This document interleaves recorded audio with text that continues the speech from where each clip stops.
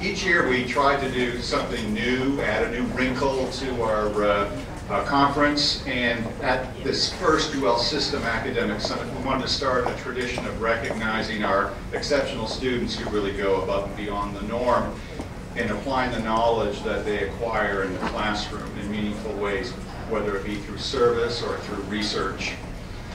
So if you're a student who presented this morning or will be presenting this afternoon in today's service learning program, I'd like you to please join me up here to my right, and we'd like you to cross the stage and receive a special Academic Summit medal that we have had made for this particular event. And then we'd like you to stay over at the riser area, and we'll take a group photograph with Dr. Williams and Steve Grusbeck and the rest of the Service Learning Council. So we'd ask the Service Learning Council to make their way, if you would, over to the area to my left where the risers are, and Candace Townsend from the Office of Public Information will organize you for a group photograph. So, Daniel, you want to start across the stage? We don't have all the names, unfortunately, but what we'd like to do is once again thank all of you for your exceptional efforts, and I know it's very, very intimidating sometimes to present in front of your peers and in front of other faculty. Thank you very, very much for making today's program a meaningful one, along with your faculty mentors.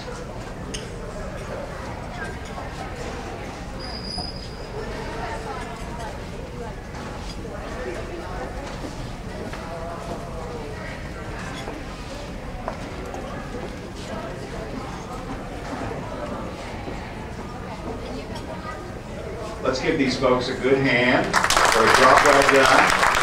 And if we could have the rest of the Service Learning Council join these folks for a group photograph. Rory, who else do we have here? All right, here we are, slowly but surely.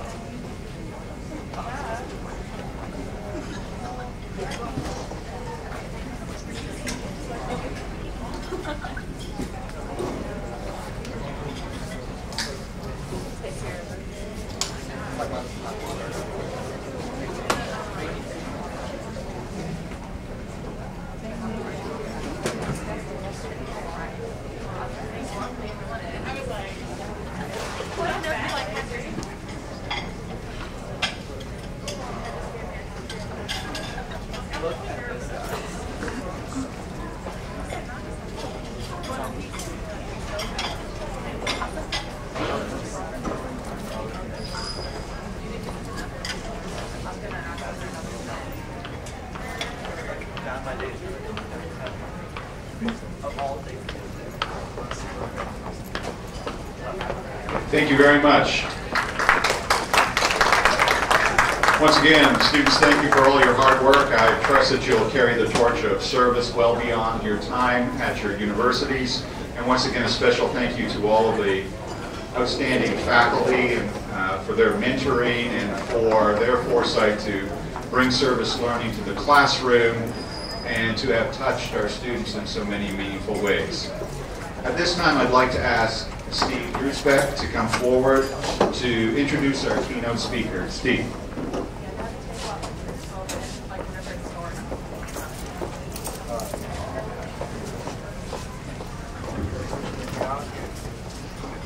So Eric Rowles is our keynote speaker. Eric is one of the country's foremost and most sought-after experts on community organizing, on leadership, on workforce development, and of course on service learning. Eric has worked with 150,000 youth, adults, administrators, professionals, and policymakers over the last 15 years. He has served as Director of Leadership Development at Rutgers in New Jersey.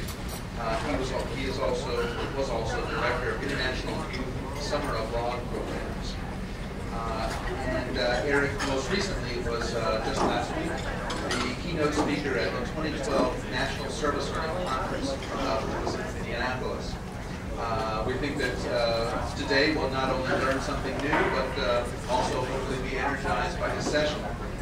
Please help me welcome Eric Rowles.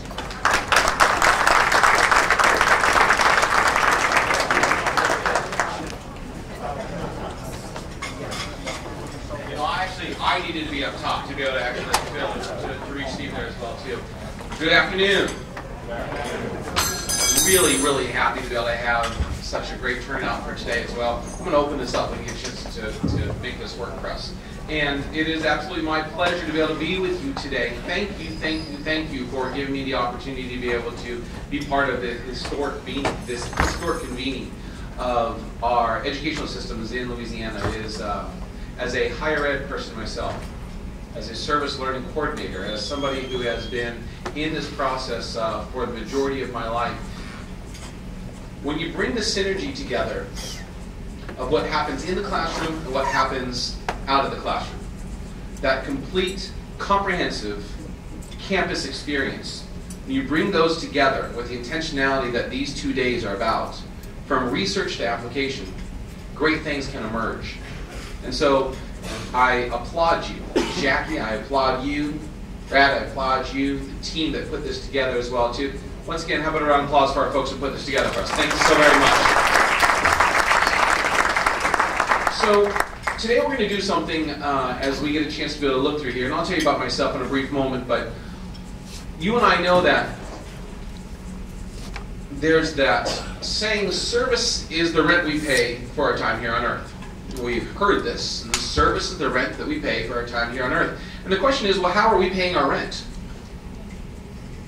And we pay our rent in a different kind of way. As a matter of fact, we think about the dynamics of the campus. And here we are in 2012, and think about the dynamics of our students that are walking through our campus community and through your campus communities.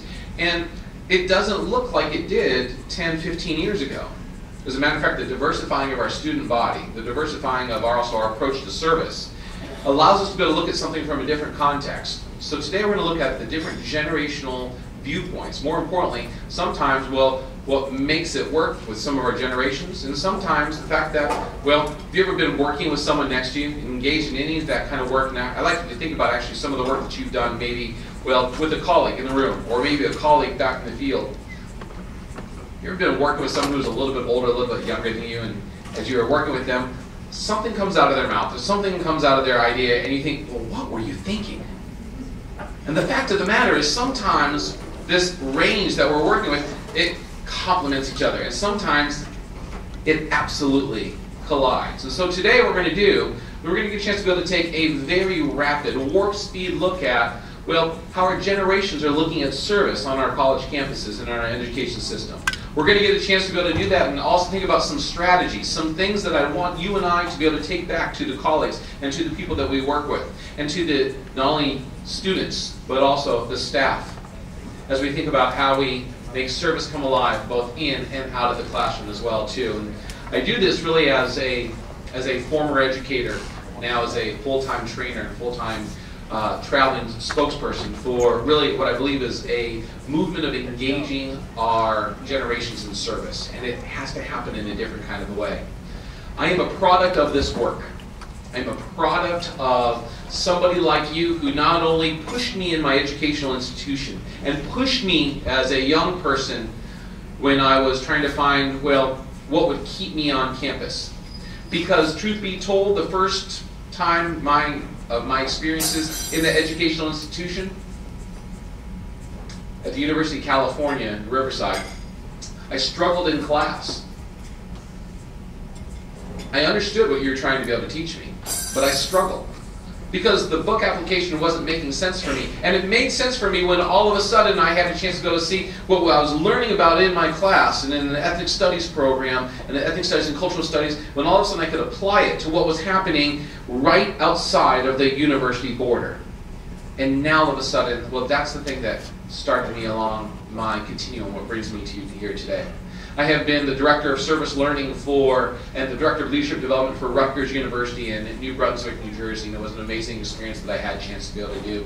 I also have had a chance to be able to travel across the country and working with higher education, with our young people, with our administrators, and it's my pleasure to be able to be with you today. But I'm going to tell you that one of the jobs that I've had that really has allowed me to be able to do the work that I have is I'm also a former DJ. As a teacher, as a trainer, I knew that as I was doing both adjunct teaching as well as working full-time at Rutgers University, spent some time teaching at Stanford University, and then most recently the University of North Carolina, here in North Carolina, in Charlotte, North Carolina. I'm always trying to be able to figure out how we actually make that experience come alive. And so one of the things I had a chance to be able to do when I was on the West Coast for quite some time, while I was going to school, and then while I was also working in higher education was, well, I would teach in the day, I would do my service work in the day, and then I would DJ at night. And I'd work the club scene at night. Sometimes I would see the same people I saw in class, but in a different kind of a context. That's always a little bit different. Sometimes it's not even the students, sometimes the administrators are like, oh, I didn't know you had those moves like that. All right, okay, all right, so I see where you're at as well. And so, I started this training agency quite some time ago because for, well, 3 different reasons. Number one, I found out that sometimes when we can actually push and try something a little bit different, well, it makes it come alive. And so I started this training agency for 3 reasons. Number one, because I had someone like you who gave me an opportunity to be able to make that service experience come alive. And I thought, how can I take that message that you bring, both from a faculty perspective, from a staff perspective, to other folks across the country? Number 2, I started this training agency because I think there is a need for us to have the intentional dialogue that we're having today.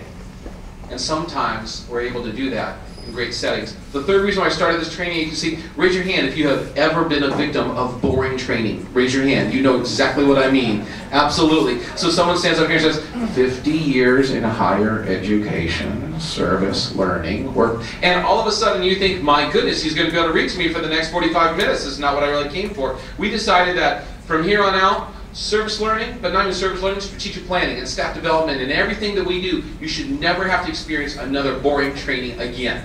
And so that's why we started this agency. But as we do this, we knew that there's a couple tools to be able to bring, and now I'm putting my DJ hat on because one of the things I want you to think about is this. There's probably been a time, and well, you know how music has a way of kind of moving you, don't you agree? I mean, music has this transformative nature to what we do. And have you ever found that, like, you're in your car. You're in your car and all of a sudden that song comes on that takes you back in the day. You know what I'm talking about, right? And so then that song comes on that takes you back in the day, and the song comes on and you're like, oh, I haven't heard this forever. Oh, yeah. And so all of a sudden, and as the song comes on, and again, it has a way you can kind of remember what was going on, and maybe it takes you back a couple years, maybe it takes you back in the day. But as that song comes on, and you start, of course, bopping up and down because you're like, oh, this is my jam. I remember this one. And of course, if there's a younger person in the car, in the passenger seat with you, are looking at you horrified. That number 1, you would even know this music. And number 2, that you would move like that. And so, as they do this, and of course, they start slumping down into the car, and your job at that point is to what? Turn it up. Oh, this is music. This is what I'm talking about. And depending on how old of a car you're rocking, you're either pushing or rolling down the window, right? So you go, oh, this is what I'm saying. What I mean by this is music has a way of taking us back. And so what I'm going to ask you to do, this is a very, very simple question. It's a very, very simple question. All I'm going to ask you, and I promise I'm not going to have you sing it, I'm not going to have you perform it, but I want to know for you, it's just 2 easy questions. For you, before we understand the them, we've got to figure out kind of where we're coming from. So I'm going to have you go back in the day just for a little bit. Come on, just at your table. Again, you don't have to sing it or perform it, but I want to know back in the day for you. Go to maybe your early college years or maybe your later adolescent years. Back in the day for you, what was your song? And my second question, how were you listening to it? You've got 2 minutes at your table. Come on, 2 minutes at your table. I want to know, back in the day, what was your song? Let's go. Come on, 2 minutes at your table. Come on, let's go. Come on.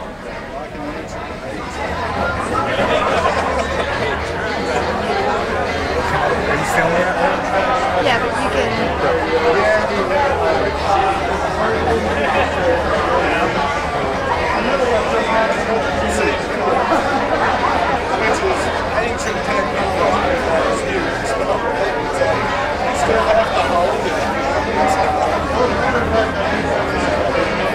Your song back in the day. What was the song back in the day?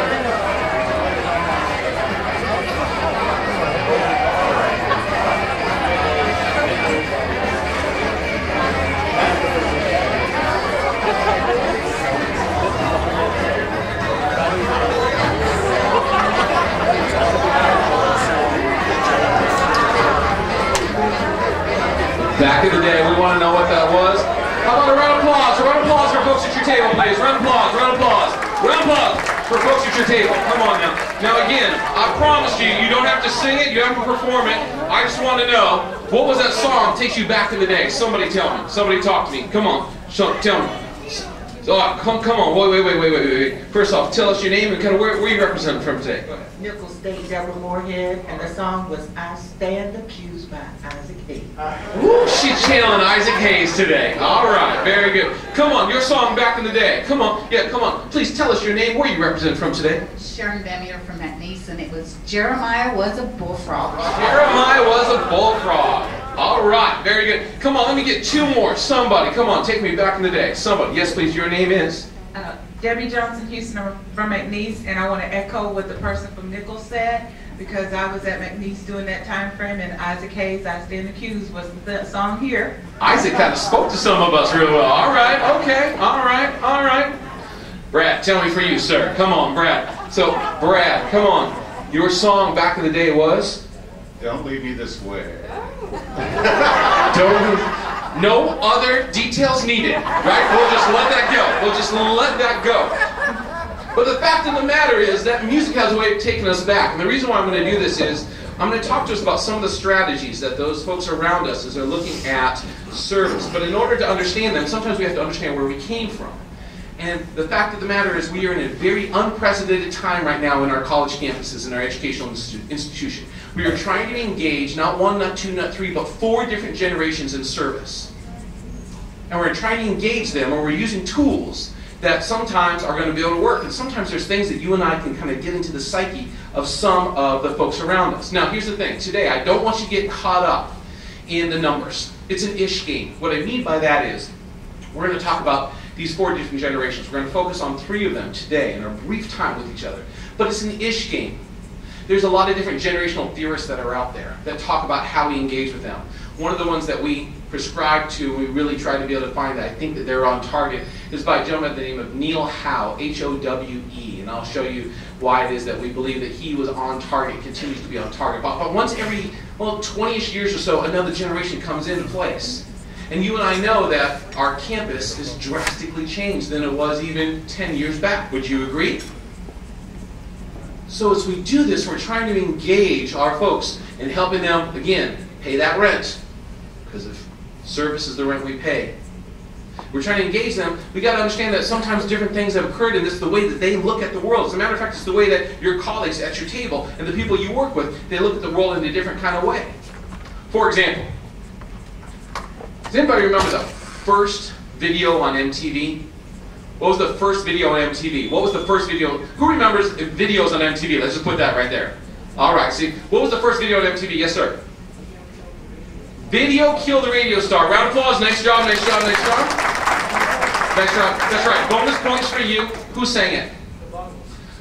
Extra bonus points. Nice job. Way to go. Nice job. Nice job. A one-hit wonder. Video Killed the Radio Star. But the reason why I say that is because for some of us, MTV became a surrogate parent.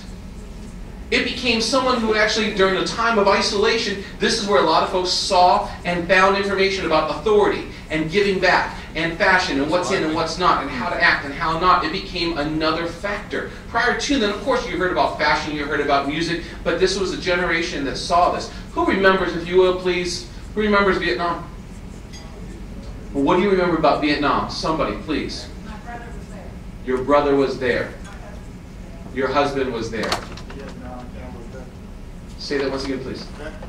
Our veterans. This is a generation that we know that for many of us who experienced Vietnam, it was not necessarily just about, well, something out there, but it struck home because it was the first time that a generation actually saw war in their living room on a nightly television telecast, whether it was around draft numbers, or if it was around body counts.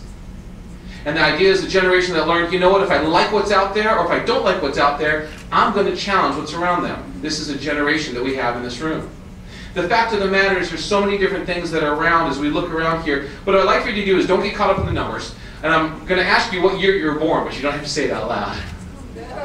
But I want you to take a look up here. And again, this is an ish, because it's going to give us set the context a little bit about kind of where maybe we might find ourselves within that generational identity. And if you take a look, and this is an ish, because some of us are kind of right on the cusp here, but you can take a look that if you grew up in the United States, and that is an if, that's we can't make that assumption, but if you grew up in the United States, and I'm actually one of those young people in my adolescence who did not grow up in the United States. I am a child of a military family, and every 3 years I moved somewhere in the world.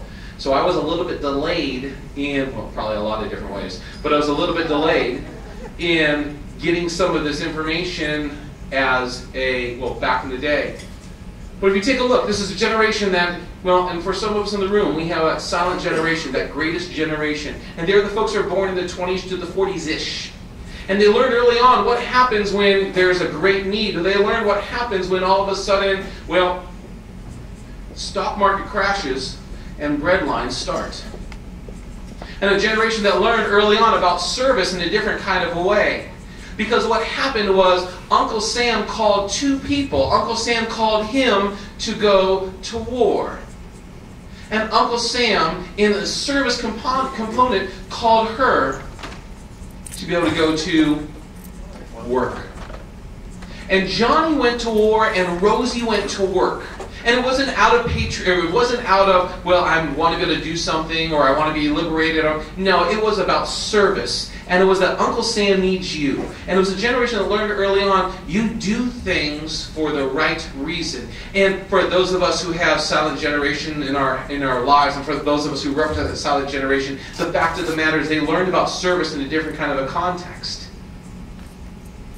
And when Rosie went to work and Johnny went to war, it changed the face of not only this room, but our entire country's workforce. The war was won, quote, quote. Johnny comes home, ticker tape parade. Johnny has not seen Rosie in a long time. Rosie has not seen Johnny in a long time, and they get really happy. I mean, like really, really happy. Like Marvin Gaye happy, right? And so really, really, really happy, really, really happy. And so what happens is, boom, this huge generation of kids were born. And they come in, this big baby boomers, and they learn early on a couple of different things. Number one, you've now seen this idea of workplace values completely shifted off. And the other thing, which is you've also seen, if you don't like what you see, do something different. And if you don't like what you see on TV, and if you don't like what you see how people are being treated, and if you don't like what it is, you organize. And service became way more than just, well, a duty. It became a drive. And this is a generation that learned that we are either going to, well, march together, we're going to burn our bras, but whatever it is, we are going to be able to create some change. And you and I are surrounded by, well, in essence, revolutionaries. A generation that learned early on, you organize and you change. My goodness, they look at service in a different kind of context than just about any other generation as well. And as they did this, they saw these different things. Now, this is also a generation that learned a whole lot of different things. Who remembers Dr. Spock, by the way? Dr. Spock? And he wasn't the Star Trek guy, just for you to know, right? So Dr. Spock. And what was Dr. Spock? Because this is a generation that's learned, I'm going to ask you about Dr. Spock in just a little bit, a generation that's learned how to adapt. But as they do this, these boomers went to work, and they started kind of rolling up their sleeves, and they went to work at unprecedented levels, and they had less kids than any other generation before or after. And a small group of young people came to existence, and they were known as Generation X. Where are my Xers in the room? Where's my Xers in the room? And these Xers in the room learned a couple different things. First off, they saw the world go around them, whether it was Challenger Explosion, whether it was on MTV, but they also learned a couple of different key things, and one of those was service is what you do to survive. and it was a different kind of a value. And we're going to talk about how our Xers, and if you and I are engaging Xers, there's some key things that you and I have to be able to do different than with boomers and with millennials, because our Xers have some key things that will either shut them down from working with you or will engage them in an unprecedented kind of way. Xers and boomers started having kids in these millennial generations. It was the class of 00. You remember Y2K? Remember what's supposed to happen on Y2K? And what didn't happen on Y2K, right? But so there's the class of 00, and the class of 00 came in, and they have seen their world shocked as well too. If you'll take a look, whether it's around Columbine, whether it's around, well, think of it, all the rest of these, but I want you to take a look, because every single one of those generations has experienced war. But the millennials is the only generation, unless you were in Pearl Harbor, who's experienced being attacked on their own soil. 9/11 rocked this generation like no other generation before, and it still has resounding effects. The fact of the matter is we are working with a generation that's always been connected. Even when they're alone, they're never really alone. Hold up, phone. Because what happens is we look at this generation, the fact is there's different values that they bring in. Now one of the things I'll do is, now I'll promise, and so Jackie, I'll do as a follow-up for us today as well, is I'm going to send you this graph, and this is going to be an easy graph for us today as kind of a follow-up here from us today. This is from Neil Howell's book called Millennials Rising. It talks about some of the different values that are different. But I want to be able to just point one of them out as a way to be able to understand that today, as we go through this process, that difference, not better or worse, but there's different approaches to working with our generations, especially in a service capacity. But let me take that same kind of difference and let me shift it to money. This is a really easy one to show you. Take a look. Money. Our silent generation, and I'm looking over on the left-hand side between music and purchasing money. And a silent generation learned early on about money different than any other generation, which is, well, you know what? You don't put it in a bank, because if you put it in the bank, it actually may lose all the money. Interesting how some ways have a way of coming back again. But you put it into, instead of that, you put it inside Mason what? Or you take your money and you put it away for what kind of a day? Sometimes you even put it underneath the, and the generation that learned to save. And if you have any of your silent generation, you know what I mean. Have you ever gone into their cupboard? Have you ever gone into the pantry? How many bags of sugar do they have? And the reason why is because they learned early on, you save and you hold on to things. Well, they look at this in a completely different context. Our boomers learned early on, you know, with money, the idea of, you know what? I can buy it now and pay for it later. As a matter of fact, if you really, really want it, you can buy it now, and it was called layaway. And early on, layaway turned into something more, which is, see this plastic card? You don't even need to have the money. And all of a sudden, credit cards became a boomer phenomenon. Make no doubt about it. This didn't happen with the silent generation. It happened with the boomers. Because the boomers learned, go get it now. And so they learned how to be able to get it now. Our boomers are accessing not only opportunities, but also resources. And some of our boomers, and some of us in this room, and some of our millennials, and some of our Xers have learned what happens when you have too many of these and not enough of this. But all of a sudden you had a generation that learned about buy it now and pay for it later. And then you had a generation that learned, the Generation X again, about the differences there, which is I want it now. And they want it. And maybe it's whether it's those Jordache jeans, whether it's the idea that consumerism that kind of kicked in, whether it was around those Jordans, whatever that was, but I want it now. And then you've got a generation, our millennials, who said, you know what, I just paid for it now, I should get it free shipping tomorrow. Because instant access. And it goes back even to the way that we look at service. For a generation, our millennials who are expecting, let's go, let's move quick. How come this is a laborious process? How come we have to do this much research to be able to do something that I know needs to happen right now? We're going to get into some strategies I want you to be able to take as you think of your work with your folks here as well. But what we're going to do, just for the sake of a quick nod to some of the people we need to give credit to, where are my boomers in the room? Where's my boomers in the room? Where's my boomers in the room? So my boomers. And we know that for our boomer generation, how many of you remember Woodstock?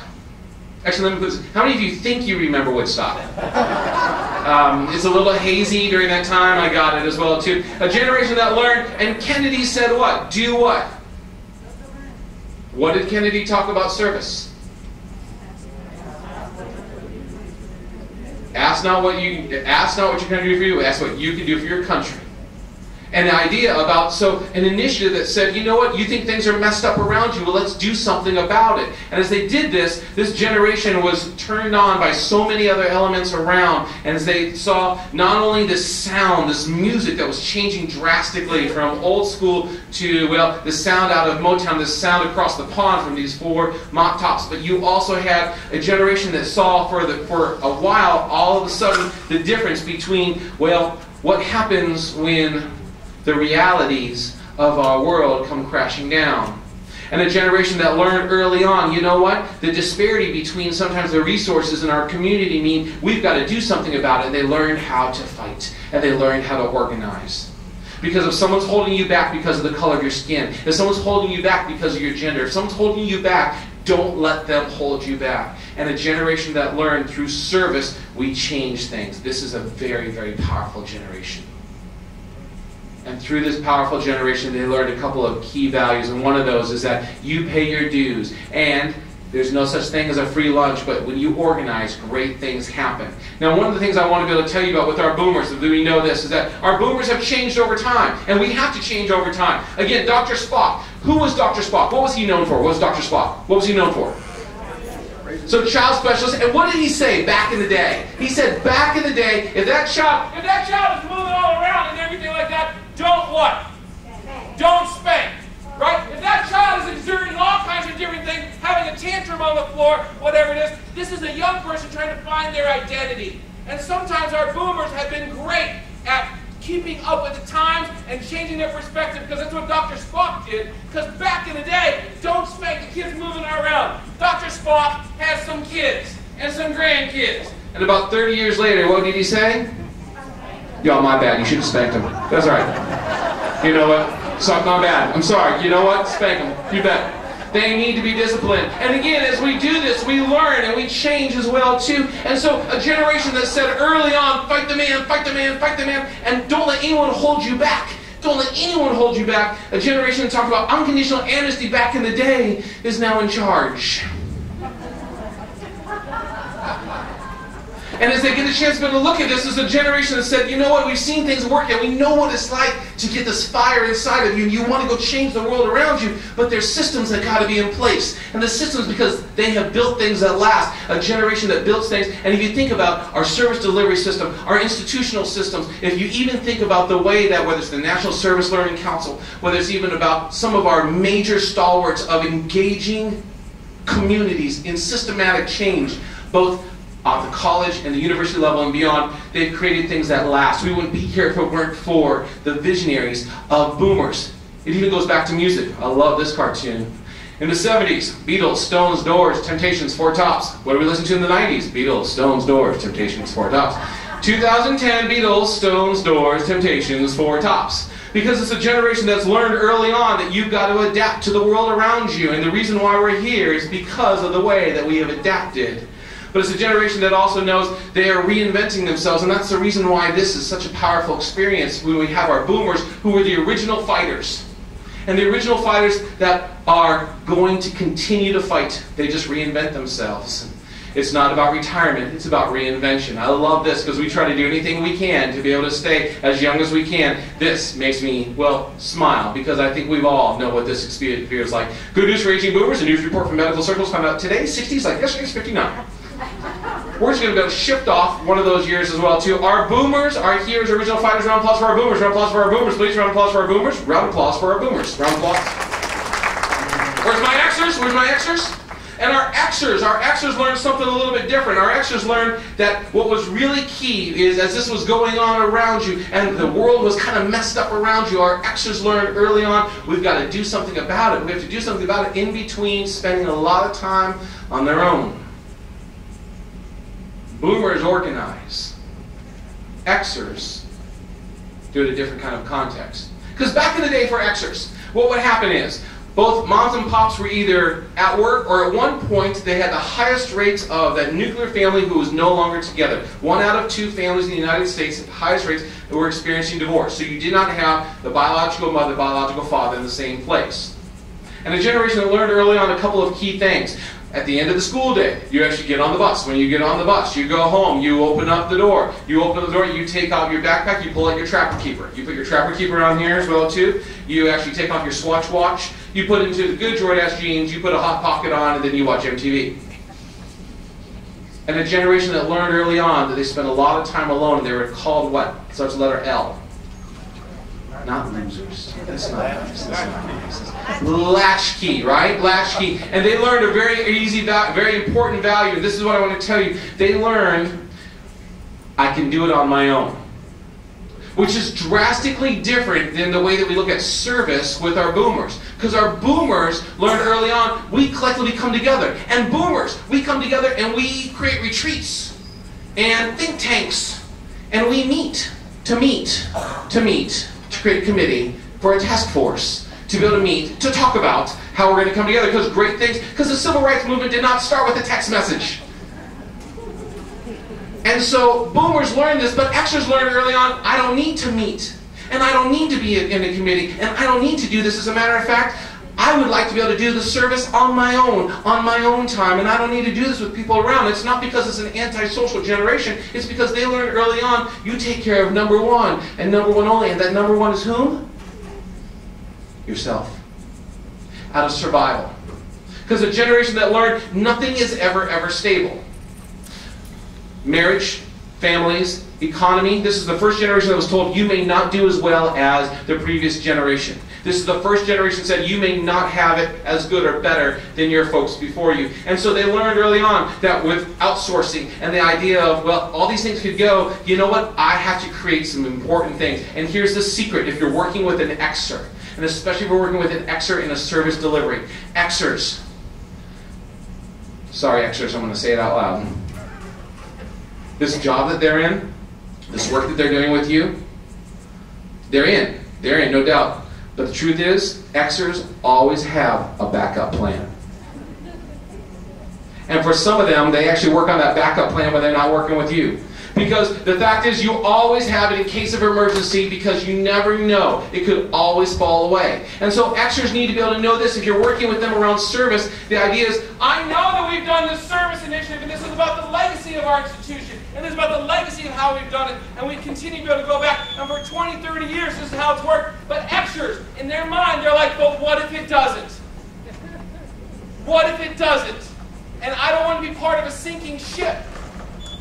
And so, what we do for our Xers is we give them options. And that is absolutely critical and key. Our boomers come together and they need to be able to meet. They need to be part of something that they can see and be part of. Xers have learned early on, I don't need to be able to do that. A phenomenon that occurs even in our workforce as well. Back in the day, our silent generation, you had to be able to dress up to be able to go to work. It's very important to be able to do. Our boomers said, you know what, I could be more productive at work if maybe one day, just one day, I could kind of not have to be able to wear the same things. And so on Fridays, can we make it, it's called what kind of Fridays? Casual Fridays. That's a boomer phenomenon. And the boomer phenomenon says, I can be more productive and we can get more stuff done. And Xer said, you know what? I can be more productive if I don't have to come to work today. Because you know what? I don't need to meet with you to get the job done because I'll do it. I can do it in my PJs at home because I want to work from. That's an Xer phenomenon. And it goes back into the way we do service. Xer said, I don't need to meet 4, 5, 7 times to be able to do this. Give me and lay it out. Service 1, service 2, service 3, service 4, 5 different service options, and tell me which one can I pick. Or give me the options to be able to pick. And if that one doesn't work, go to the other one. When you do that, you hit into the sweet spot for Xers, which is I need to always have. It's a prove it. Give me the opportunity to be able to move forward. And give me the opportunity to be able to choose because Xers have to be able to have that. If you're doing a service initiative, and we can follow sometimes even the likes of one of the programs I worked with at Rutgers University when we did this, is we actually had a summer of service, and your summer of service was not about a long drawn-out process. As a matter of fact, you had 8 different directions to be able to go, and they were all based on different kinds of strands and different kinds of trends that we had. And for our boomers, there was the idea of almost, and for especially for our non-traditional college students, they wanted to have something when they were there, and it was almost kind of like this, well, it was a think tank kind of an experience. And they spent 2 weeks just dissecting what's the roots in our community that we need to be able to address. Our Xers were said, you know what? I want to be able to move forward. Give me 8 options and let me choose my own adventure. It's about structure. It's about a different way for us to be able to do this, and for our Xers to be able to remember that this is a generation that's learning how to be independent. They do this as young people, and now they do this as parents. This is what I find to be enjoyable. A parent, an Xer, telling your child, this is a spell checker. Because our Xers have been independent all along. And round of applause for our Xers, please. Round of applause for our Xers. Round of applause, round of applause, round of applause.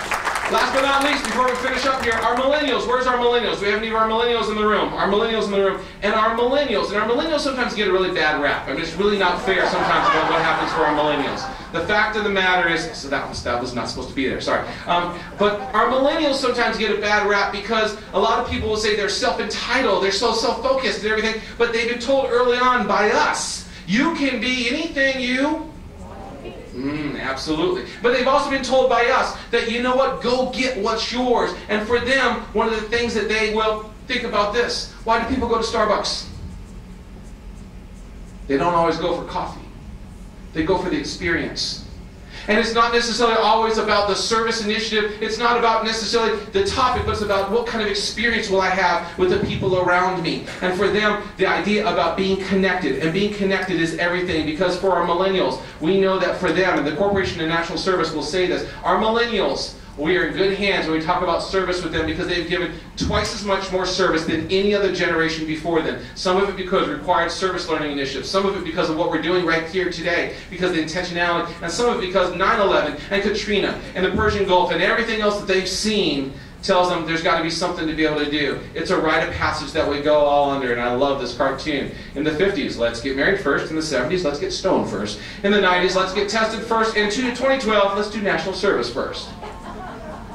Because it's a generation that's learned to organize, and they organize not by meeting, and sometimes they don't want to do it on their own, because Xers, they're not going to want to do that, but they want to be connected. And there's not only an ability to have social media, but the idea of give me an experience. So many of our young people didn't even know where Darfur was, but they knew that there was something for them to be able to engage with. The fact of the matter is, every single one of these generations, has their own perspective and their own movement. And before we finish up here today, and we share some last words, what I'm going to ask you to do is to help me, because we did lose yesterday a key generational icon that crosses so many different generations. I'm speaking of whom? We did. We lost Dick Clark yesterday.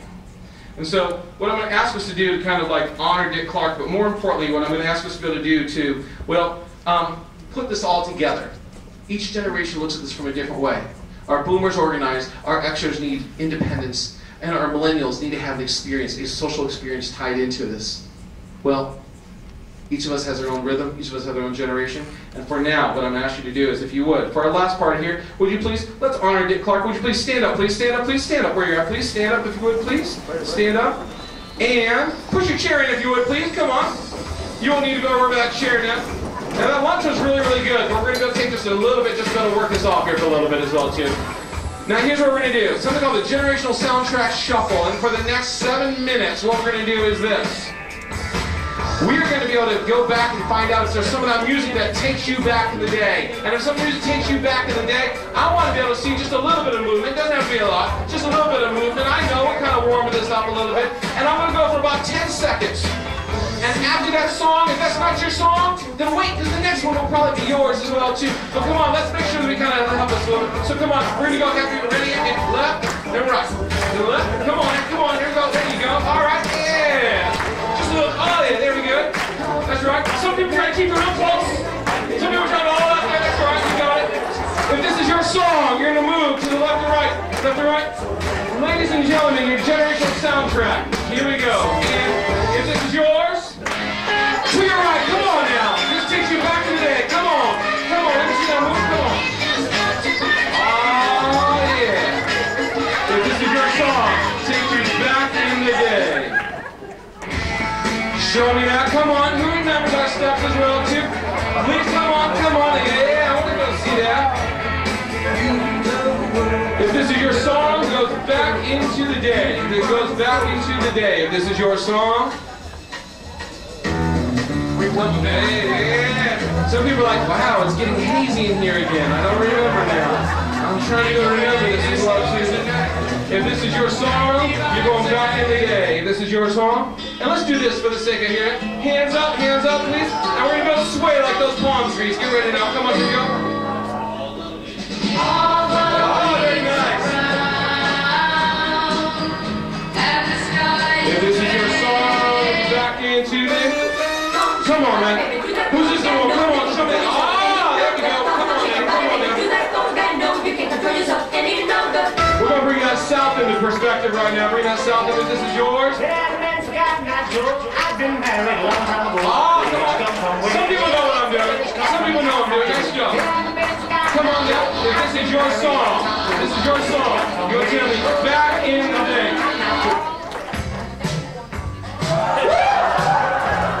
Now I'm gonna ask you to be loud for me. Come on now. Let me hear it. Ready? Nice job. Come on. Keep on moving. Come on. Nice job. This is your last part. Come on, ready? Nice. If this is your song, back in the day. Hands up. Get ready. Hit those fists. Let's go. Come on. Get ready. I'm gonna need that rocky punch. You ready? Come on. Oh yeah, that's what I'm talking about. Come on now. This is your song, back in the day. Come on. Some people are like, now this is mine. I got you. But this is your song, back in the day. Come on. Chino. Come on, there we go. Come on, taking you back in your days. Boomers represent. Come on now.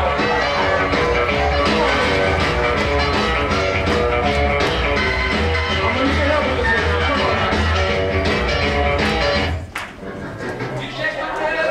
Now I need your help now. Come on, let me hear it. Get ready. Come on now. You broke my wheel. Come on. 3. That's what I'm going. Back in the day.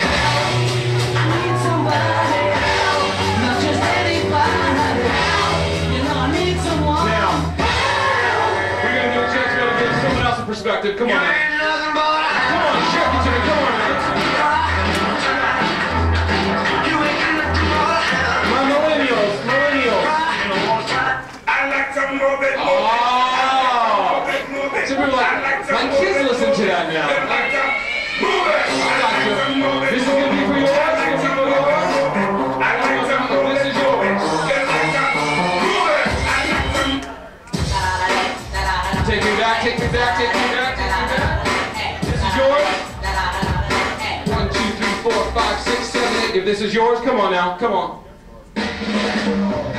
To your right. Come on, boomers. Come on, boomers. Let me see that movement. Come on, boomers. Let me see that movement. Come on. And you know what? Since you called for it, I gotta help you out. Since you called for it, I gotta help you out.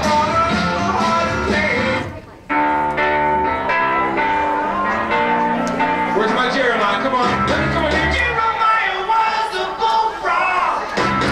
Was a good friend. Oh, very good. My Xers, I need your help with this one, Xers. Come on now. Come on, Xers. We need this one. Watch what the Xers do.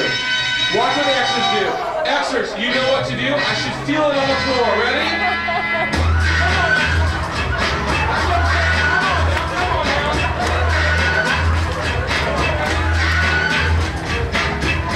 Come on. Ladies, leave your man now. The club is full of ballers and they pockets full of gold. Ladies and gentlemen, and now you fellas leave your credit today. Cause it's 11:30 and the club is jumping. Now listen. Sometimes it takes just one act to reach across the generations to realize my way is not always the right way. Maybe it's somebody else's way. There's a difference amongst us. Organize, independence, or experience. Today we're going to honor someone else who did one act, a one-hit wonder. Get your hands up. Carl Douglas. Come on. Come on. Come on now. If this is yours.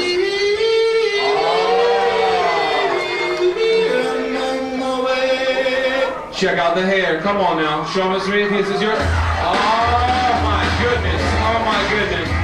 Now, boom boomers, I'm gonna need your help with this one now, boomers. Especially if you believe it. Especially if you believe it. Come on, boomers. Come on now, boomers. Come on. Come on now.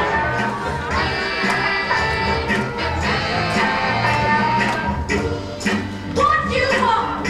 All right, Xers, my Xers, I need your help with this one. You know what to do? Xers. Xers. Back when we had hair. Come on. Jump. 1, 2, 3. People like, now that we found love, what are we gonna do? With it? But this is yours. Back in the day for me. Come on now. Now, we got a couple more left to be able to do. Sometimes we have to go back to our roots.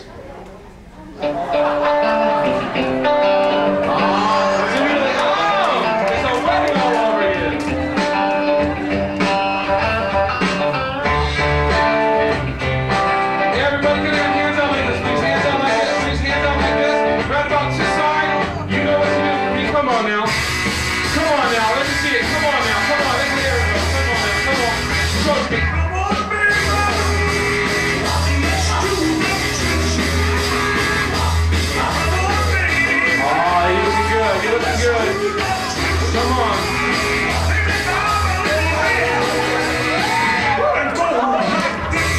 This is yours. Come on now. 4.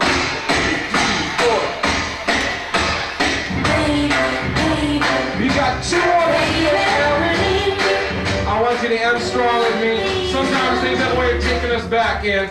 Oh, well, we got to bring a little cameo before we go. A little word up beforehand. All of a sudden people are like, I don't know, I've never heard that before. I don't know, it's a song I've never heard. But the fact of the matter is, it's a good day when we engage our faculty and our staff. It's a good day when we do a lot of things.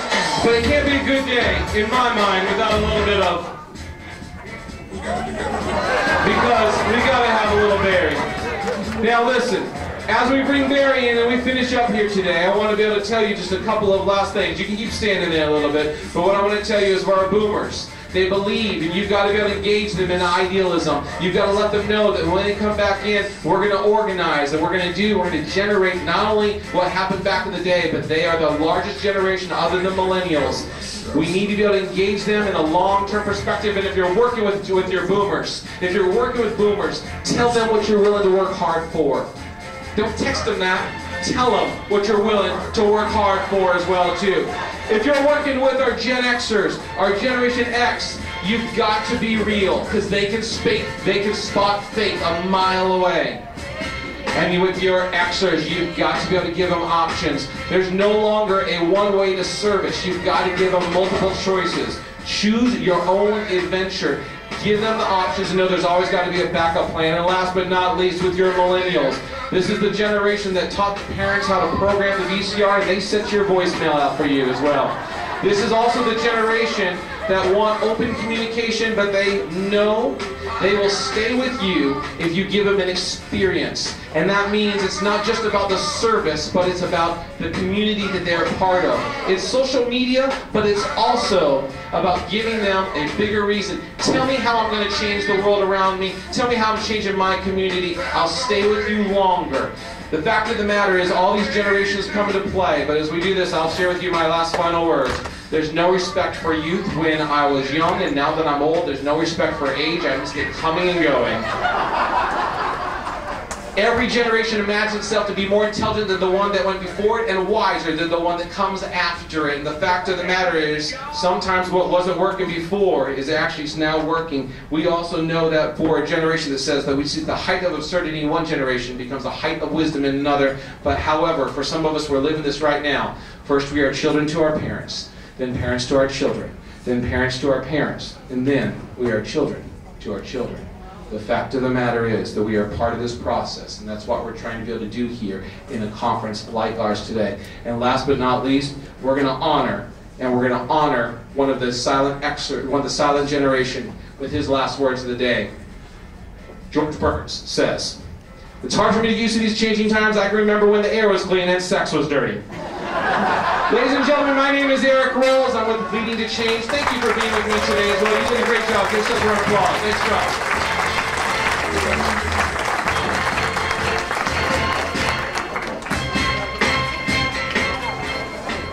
Before we break for our next breakout sessions, how would you like to give us a hand and draw a few names for a few prizes we'd like to give away?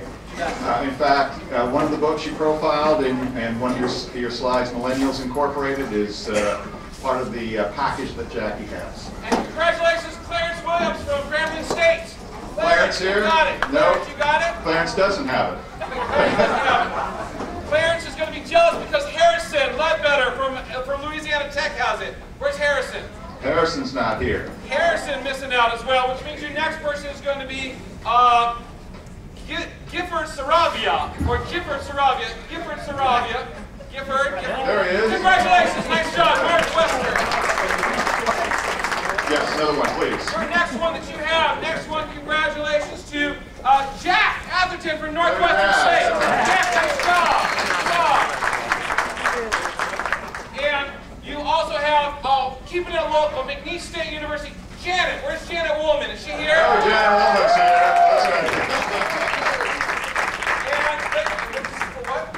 Gift card. $25 gift card. See, it's all rigged because it's McNeese again. It's Gail Pierce. Gail gets it. Gail gets it. All right, thank you, Eric. Let's give Eric a great round of applause one more time. Thank you, sir.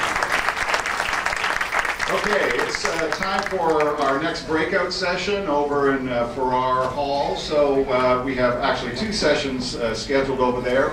We're back here at 3:45 to learn more about a very exciting initiative in the UL system, the Journal of Service Learning and Higher Education. And we'll have our big grand prize drawing at that time, a $100 gift certificate from Walmart. So, see you later.